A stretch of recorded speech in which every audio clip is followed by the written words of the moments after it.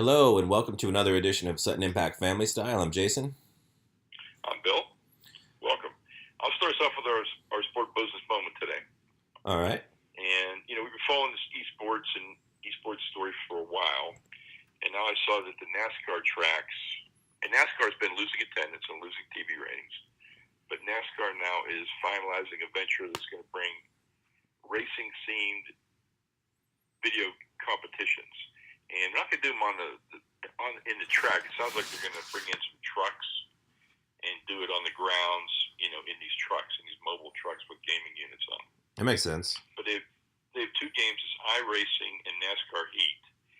And they figured that racing, because the racing games all have steering wheels and controllers, right? They offer them, but most people don't play with a steering wheel. Yeah, they offer. But so there's a link between, if people used it that way, there's definitely a correlation between that and NASCAR driving. So they're definitely hoping that by hosting these competitions, that they'll get people out there, and then they'll make the race part of the competition, and hopefully people will go to the races and then become interested in NASCAR as well. So it's a noble thought. I don't know if that'll work that way, but it could. So we'll have to see.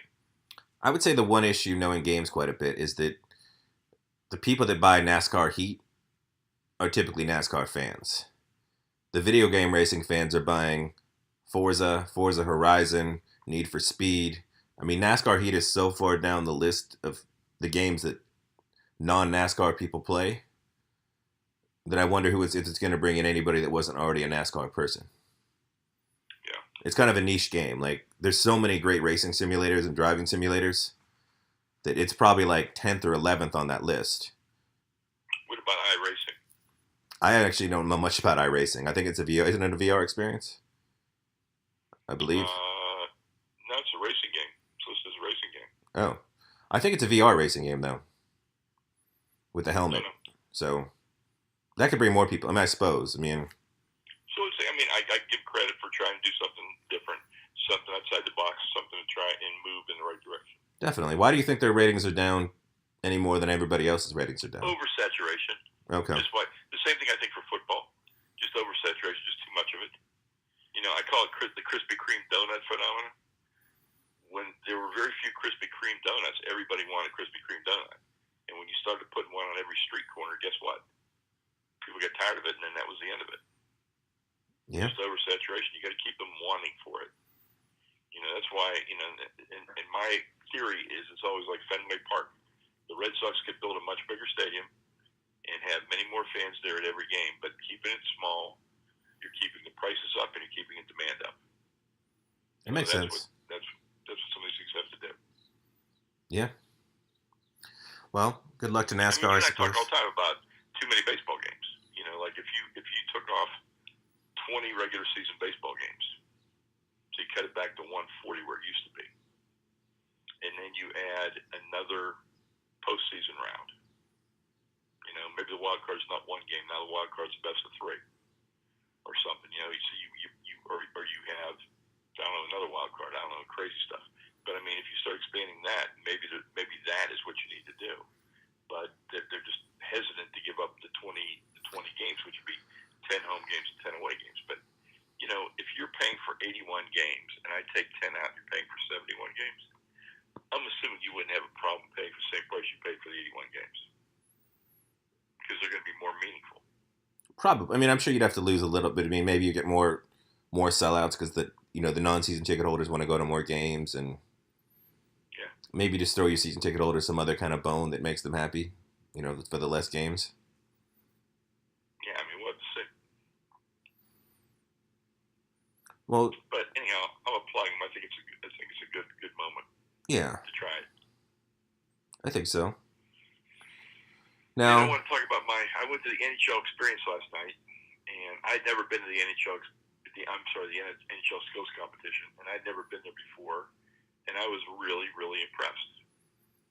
Yeah, it was really a lot of fun, because I thought the way the types of skills competitions that they did were a lot of fun. The fans could understand them. The players looked like they were really engaged in it, and they were some very good feats of skill. It's fantastic to watch. I think they have the best overall All Star experience, but it's obviously hockey, and it's much more. It's become much more niche as the years have gone on. That hockey fans have recognized that, but the average person doesn't. But the skills competition, I think, is something that anybody could. You've got precision shot, you've got hardest shot, you've got speed skating, you've got a lot of things that are easy to watch and understand what's going on. So But you think about baseball: fastest swing, fastest pitch, fastest base runner, fastest double play combination, most accurate throw. You could do all that stuff in baseball, but they don't. true. And I don't know if the other thing the NHL is going for it that I know the NBA has trouble with is the top stars all do it. Hockey players don't have egos as far as like they're not No, afraid of putting their self on the line. everyone was out there. Like they did this competition between the goalies, and every All Star participated. So every All Star got 2 shots on goalie. Right, and they're not worried that if they don't score, they're gonna, it's gonna affect their brand or No, whatever. not at all. Not at all. Because they're out there to Yeah. compete and have a good time, and it's the way it should. Like you look at all the guys that don't want to do a dunk contest, of a 3-point contest, because they don't want to lose and worry about how that'll affect their marketing deals and everything else that look vulnerable. But it just, I don't know. It seems like it's gotten too far that way. Well, the only thing I think I saw last night that I had a question was the entertainment. Which was, Florida. yeah, And I looked around at the people that were in the audience, and I saw people just kind of looking at each other like a dog, how a dog gets that quizzical look on its face when it hears something it doesn't understand. well, That's Flo, kind of what I saw last night. well, Flo Rida is also the kind of guy that should be playing like Six Flags at this point. Like Yeah. his moment of being, a top 40 pop star was like 4 years ago. So, and he was never like huge. Like I know he had like 1 or 2 big, summer hits, but he was never like the biggest, so it's like, it's a weird, like, oh, yay, Flo Rida. Yeah. This seems like it'd be a fit for a hockey audience, though. No, I don't know what technically the right music for a hockey audience would be, but I don't know either, but it's not that. no. I know that, each when the goalies were doing the goalie competition, they each got to pick their own music, right? Right. So 5 of the 6 kind of had some heavy metal stuff. And Mark Andrew Fleury, who won the competition, you know what song he had playing while he was there? I have no idea. And you'll never guess this in a million years. The theme from Frozen. Huh. So you have this really light song going on in contrast to like all the other stuff that was going on. It was interesting. That is interesting. Well, Yeah. you never know, I suppose. No. What's on your mind this week? Well, unfortunately, it's been an exciting week in the NBA because I watched the Warriors Celtics game. I watched Kyrie and Steph go head to head, and obviously the Warriors came out on top, 109-105. It was a great game, though. Yeah, it was. And you wonder, if those young guys keep coming along with Tatum and Brown, or if somehow Gordon Hayward, who was shooting flat-footed the other day, could at least be like another, scorer off the bench or option at some point. If they, how far they could go, I have no idea. But they play hard. Are they thinking Hayward can make it back for the playoffs? There's speculation, but when he was shooting yesterday, he was making all of his shots, but they were all set shots. He wasn't even getting like, there wasn't even like, movement in his ankle. It was just, Yeah. But of course, the biggest news is we had some injuries to some playoff teams. Devastating injuries. Season-ending, crippling injuries. Because Boogie was starting to play as good as he's ever Lights been. out. Lights out. Boogie was starting to play like he's going to have a $1 bazillion free agent contract. And, he put up Wilt-like numbers the other day. And New Orleans was an interesting team as they kept, as Boogie and Anthony were really starting to play well together. They really were. They were really starting to figure.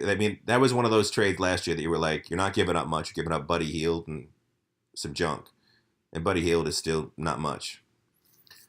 For a chance to put Boogie and Anthony Davis together, and it was like, could they play together? And they seem like they're really playing together really well. So it's a shame to see that go down. I never realized that Boogie was that good of an outside shooter. Yeah, and they would be a team that you'd want to see in the playoffs because they put something together that no other team could, Nobody can match Yeah, up with that size. I would definitely want to see that team play. And now, unfortunately, we are not. At least not this year.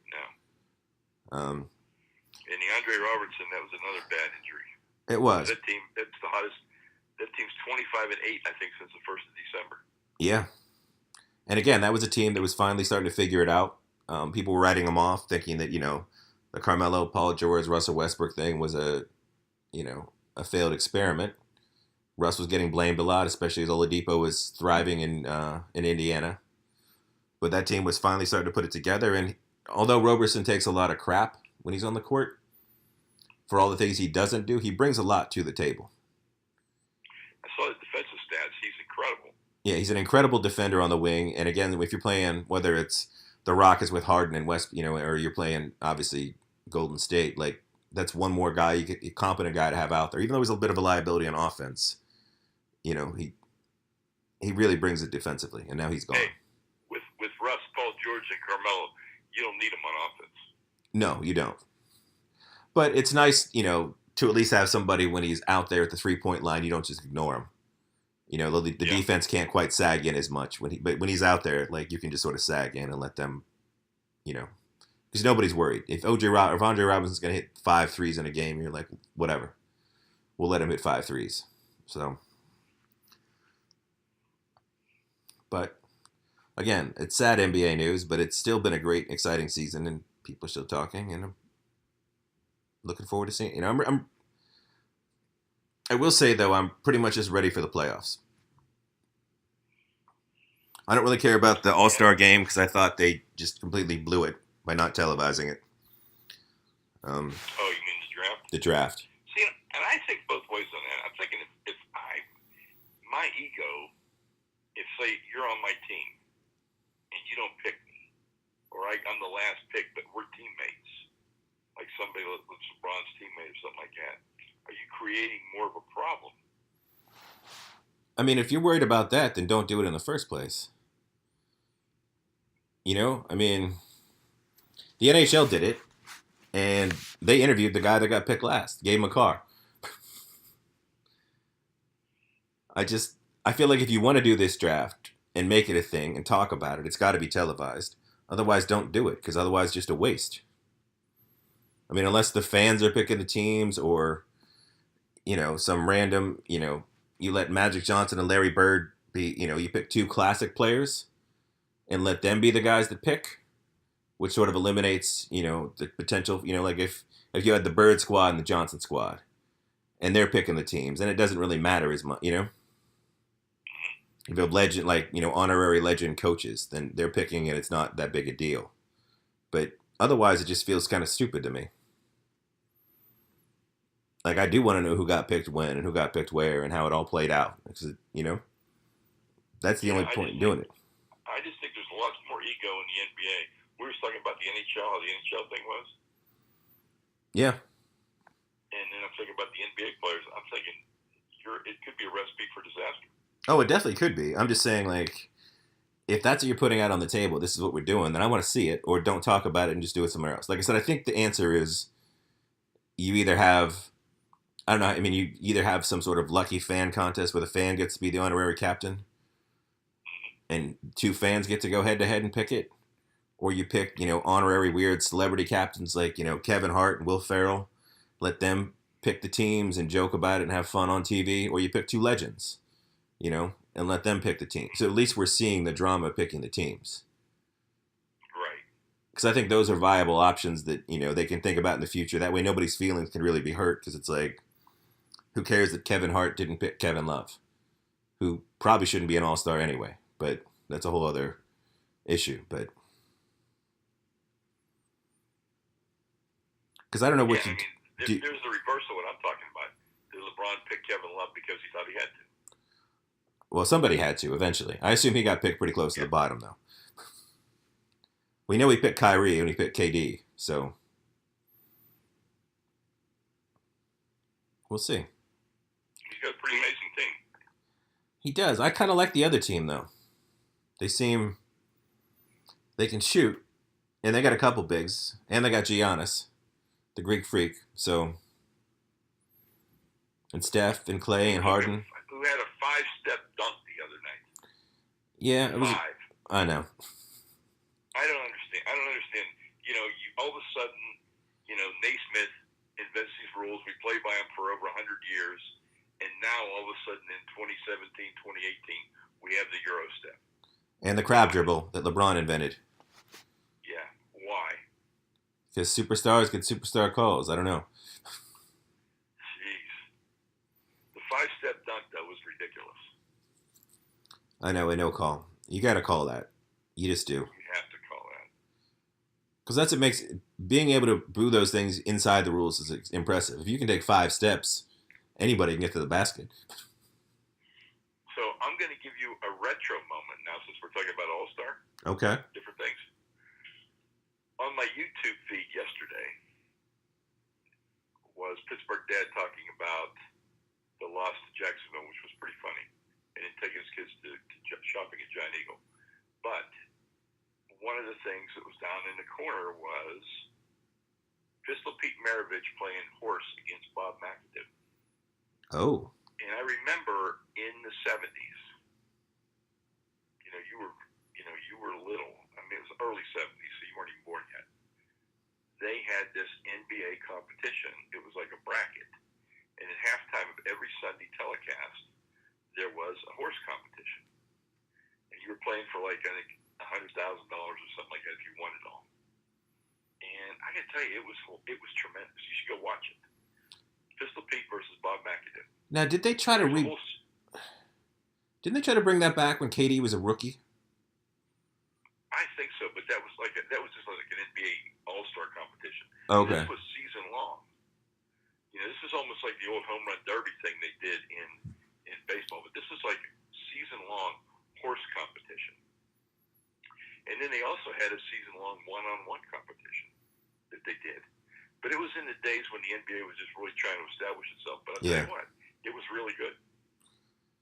I could see horse. I know the NBA would never bring back one-on-one because it's you're putting people at risk danger-wise and obviously ego-wise. But I think horse could be kind of cool.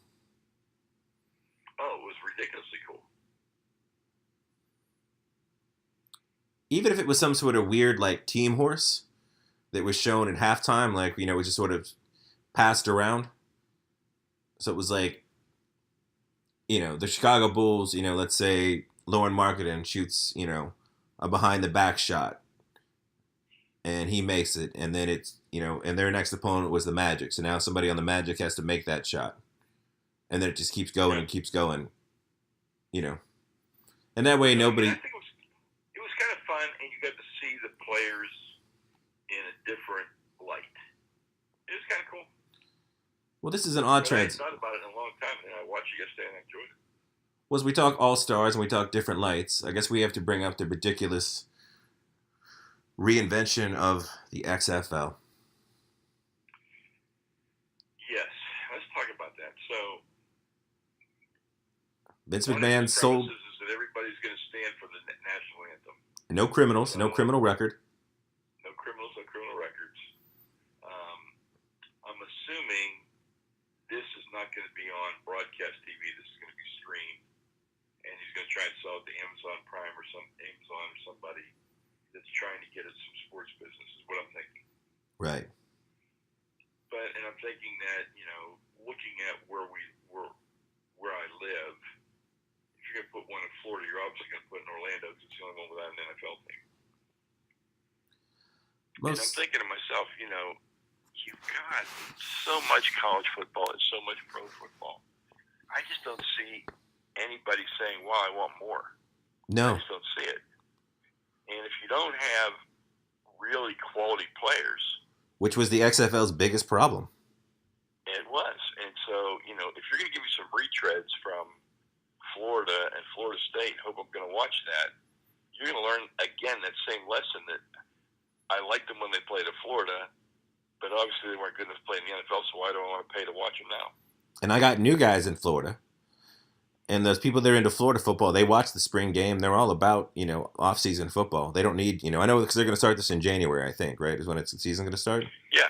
They're going to go through right after, I think it starts right after the Super Bowl. Yeah. The regular season. It's going to be 8 teams. I think he's overestimating that whole moral quandary about standing and not standing. Like, I think he's overestimating it too. because I don't think that should be your selling. If that's your selling point, you're really way off. So what you're going to end up with is the Arena Football League without the nets. Yeah. And nobody cared. No. And arena football. It lingered on and on and on, but it's gone now, and nobody's missing it.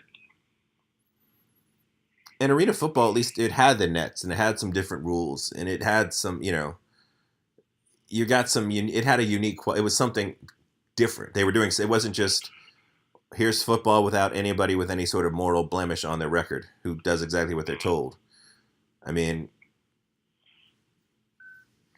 do you think they could pay enough to get, any of the major stars to forego the NFL and go there? No. Yeah, because that's what back in the day, what was the one from the 80s that had Herschel Walker and Warren Moon? That was the USFL. The USFL. Because they were able to get a couple. And Trump owned the New Jersey Generals. Right. And he had Herschel Walker. Because he paid a ton of money to get Herschel Walker as like a big star. Who eventually just went to the NFL anyway. But what Trump did was he spent so much money, he bankrupted the league. Yeah. Nobody else could afford to compete with him. So, he couldn't get along with if you go way back, like the World Football League was before that, and the World Football League was disruptive because people were signing contracts and leaving. And the American Football League, which was, merged and really became the American Football Conference, plus the Steelers, plus the Browns and the Colts. That was a truly disruptive where they were signing these huge contracts and leaving, and they were competing with them for college draft picks. But those days are gone. You had 3 networks; they were all fighting for content. Now, you're not going to overpay anymore like they did then. No. Yeah, everything about it just seems. I mean, he sold all his WWE stock, which we can now transition to. You met a WWE superstar. Yes, we can. So I told you I saw Titus O'Neil speak on Friday. Right. And I didn't know who Titus O'Neil was. Okay, I'm not a WWE guy. I had no idea. This guy gets up and starts telling his story.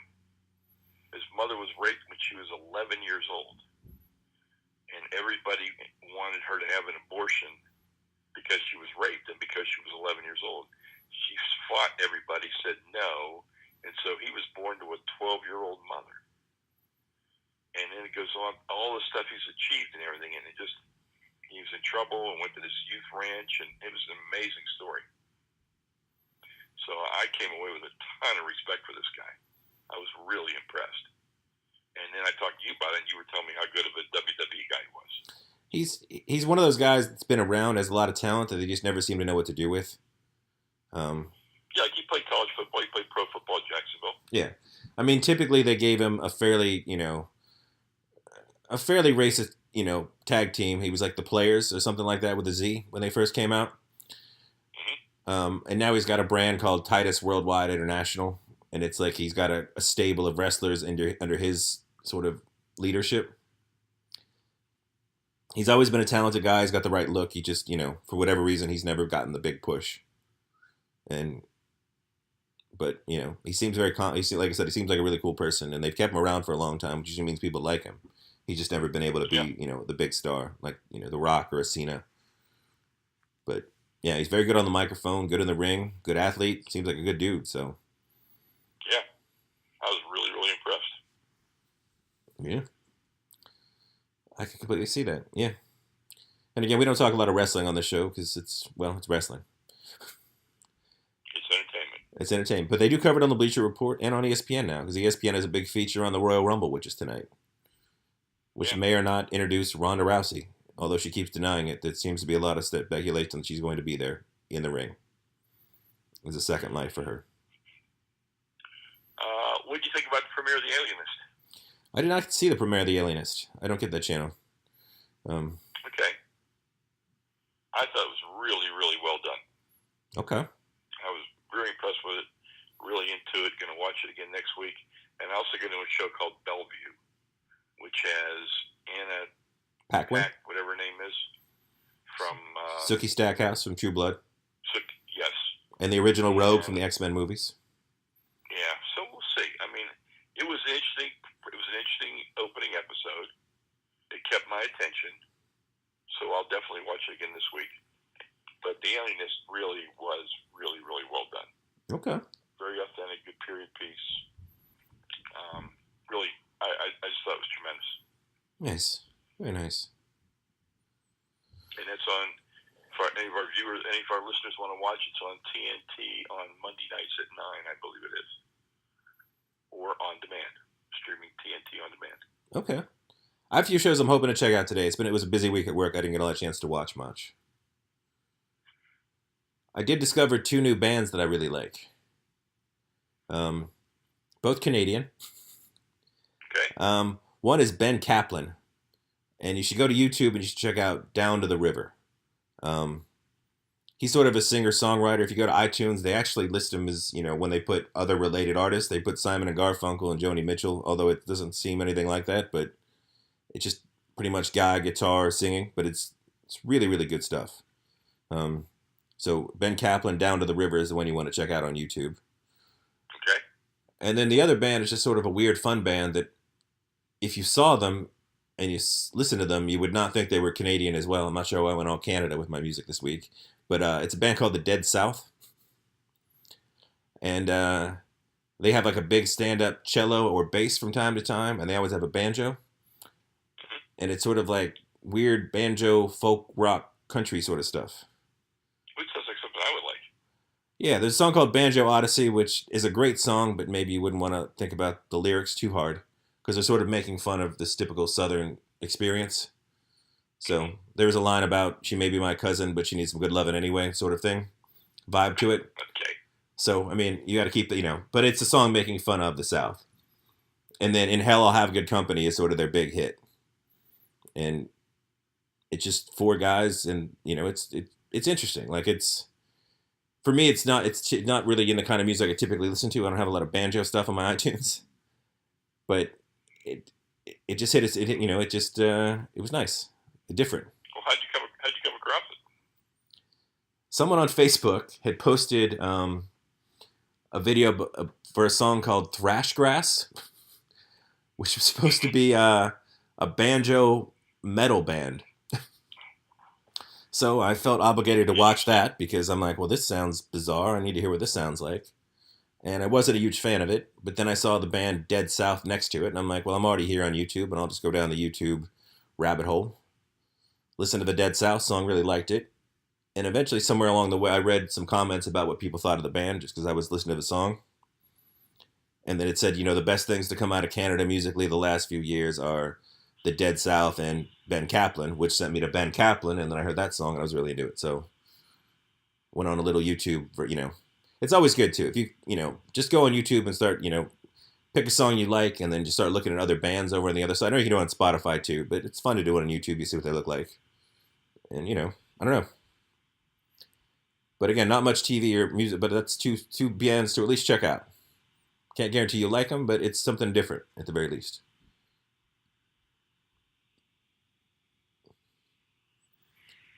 And, yeah. I think that might be it for today. Sorry about last week. We had some technical difficulties. That show will be up this week as well as the new episode. So until next week, signing off. Thank you for listening. Please subscribe, and thank you. Bye.